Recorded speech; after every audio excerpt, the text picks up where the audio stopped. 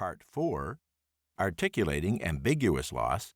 directly engages the unique challenges of voicing and validating more abstract, subtle, and pervasive losses associated with the death of a pet, as well as a vast domain of unwelcome life transitions that lack the clarity and recognition of bereavement. Part 5, Practicing Self-Care, offers a first-of-its-kind Internet compendium of evidence-informed practices, video case studies, and psychoeducation concerning loss in the lives of adults and children. It further includes chapters for both clients and therapists to assist both in discriminating grief from depression and attending resourcefully to the needs implicit in both experiences, as well as using yoga, dance, and movement as means of self-healing. Part 6, Fostering Compassion, extends readers' and listeners' capacities for empathic engagement with themselves and others through the cultivation of morally responsive practices for the living and dead, including specific coaching in drafting condolence letters to bereaved people. In Part 7, Working with Emotion, contributors help therapists find the delicate balance between supporting clients in pain and challenging them to engage it differently, practice creative dialogues with their externalized suffering, and use a variety of metaphoric procedures for recognizing and addressing their reluctance to relinquish a distressing but familiar feeling to embrace vulnerability and possible transformation. Part 8, Utilizing Imagery,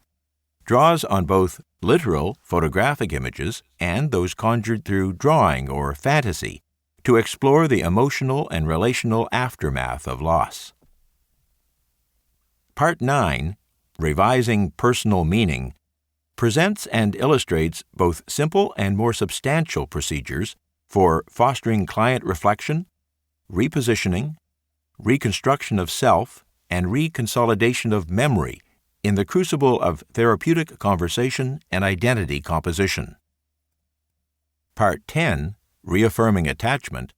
opens with a comprehensive conceptualization of the transition cycle,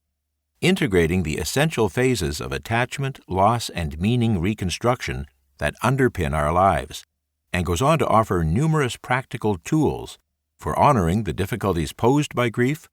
surmounting them, and constructing new connections with the deceased and others. Part 11, Dialoguing with the Deceased, deepens this theme of reorganizing attachments through a creative variety of guided imaginal conversations. Part 12, Validating Lives, presents concrete methods for articulating and dignifying the lives of patients in terminal care settings and bereavement, ranging from biographical interviewing to symbolic affirmation of the deceased in the context of grief therapy. Part 13, Restorying Loss, comprises a sampling of theatrical, narrative, and expressive procedures that foster deeper recognition of clients' own needs and values, whether in the private medium of journaling, therapeutic processing with the counselor, or, in some cases, in the collective context of community. Finally, Part 14, Facilitating Support, offers reflective resources for fostering deeper, more compassionate connections with loved ones with whom we are negotiating a hard transition, be they older family members entering assisted care, loved ones facing death, or intimate others grieving the same loss. Taken together, the volume complements its predecessors, greatly augmenting the fund of tools and techniques made available to grief therapists. Acknowledgements. In closing, I want to express my gratitude to the scores of colleagues worldwide who have contributed their enthusiasm and effort to this project, particularly the frontline workers in the fields of psychotherapy, counseling, coaching, and the expressive arts, who are often given little opportunity to share the intelligent and inspired practices that inform their work with clients. No less than the recognized theorists and researchers whose contributions also fill the volume, they have helped make grief therapy the vital contributor to the healing arts that this volume illustrates. I am proud to call many members of all of these groups my friends. I would also like to thank Anna Moore, my acquisition editor at Routledge.